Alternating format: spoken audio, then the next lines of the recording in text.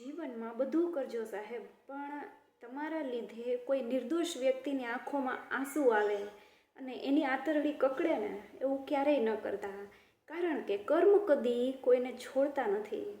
આ દુનિયાને જે બનાવવાવાળો છે ને, એ જ્યારે ધરતી પર આવ્યો અને પોતાની લીલા સંકેલીને જ્યારે પાછો ગયો ને, ત્યારે એ પણ એના કર્મોનો હિસાબ ચૂકવીને ગયેલ છે.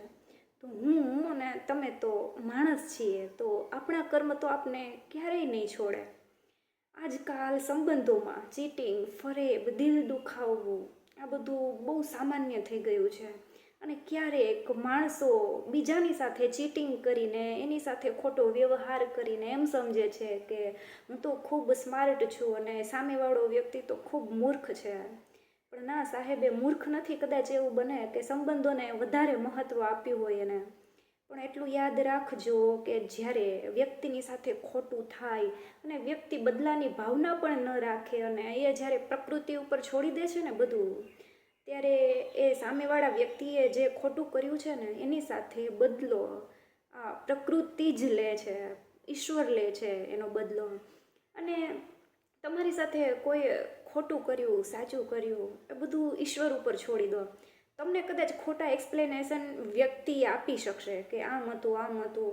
કોઈ તમારી સાથે સારું છે તો પણ વાંધો નહીં, ખરાબ છે તો પણ વાંધો નહીં, સારું કર્યું, ખોટું કર્યું, ખરાબ કર્યું, તમારી સાથે એ આર્ગ્યુમેન્ટ્સ કરશે કે આમ હતું, તેમ હતું, હું સાચો છું, તું ખોટી છે કે ખોટો છે.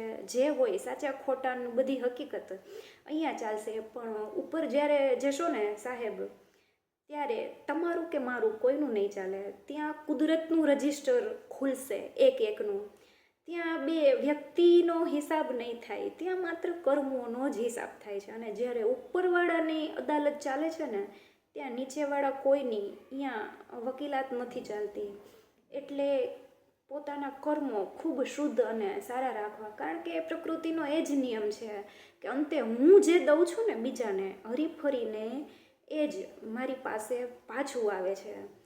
તો એટલું ધ્યાન રાખજો કે તમારા લીધે કોઈ દિવસ કોઈનું દિલ ન દુભાય, તમારા લીધે કોઈ દિવસ કોઈની આંતરડી ન કકડે. કારણ કે કર્મ કદી કોઈના સગા નથી થતા. જો ઉપરવાળો એના કર્મોનો હિસાબ ચૂકવીને જતો હોય તો પછી આપણે બધા તો તુચ્છ માણસો છીએ. આપણા કર્મ તો આપણે ક્યારેય ન છોડે. અને વ્યવહાર બધા સાથે ખૂબ સારો રાખજો. કોઈ સાથે ખોટું કરતાં પહેલાં 1,00,000 વખત વિચારી જોજો કે આ હું શું કરી રહ્યો છું. કારણ કે માણસ ભૂલી જશે તમે એમની સાથે શું કર્યું હતું, પણ કુદરત ક્યારેય નથી ભૂલતો. એટલે કર્મોનો ડર જરૂરથી રાખજો. હર હર મહાદેવ. જય સિયારામજી.